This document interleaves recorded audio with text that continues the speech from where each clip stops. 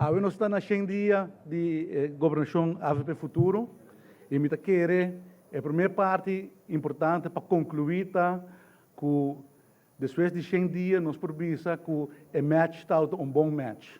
Nós trabalhamos duro para chegar a um acordo de governação, nós tomamos tempo para formular isso aqui, para alinhar nossa visão, anterior você disse, ok, temos visão alinhar o papel, mas é hora de começar a trabalhar e vai começar a ver se realmente a pessoa está aligned e se realmente a visão está quadra com o outro. E depois de 100 dias, me por confirmar que a visão e o pensamento não estão completamente alinhados e que está uma boa escolha para a AVP futuro dentro da governação aqui.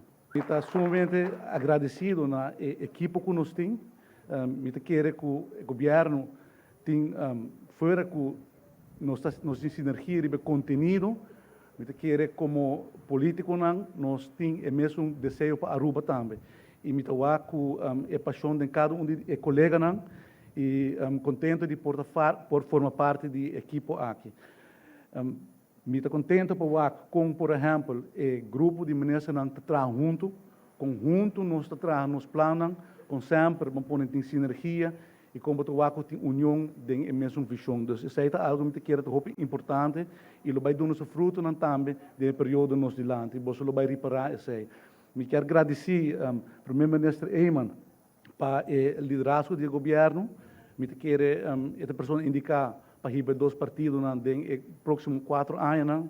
Me quero agradecer ao ministro Cruz, ministro Dowers, ministro Mervin Whiteras, ministro Cecília, que demonstrar que no primeiro 100 dias para estar colega reliable, colega placenteiro e com a mesma visão e também agradecendo realmente nos dois parlamentares que sostenem o governo, que dão ao governo legitimidade para operar da maneira que nós estamos operando.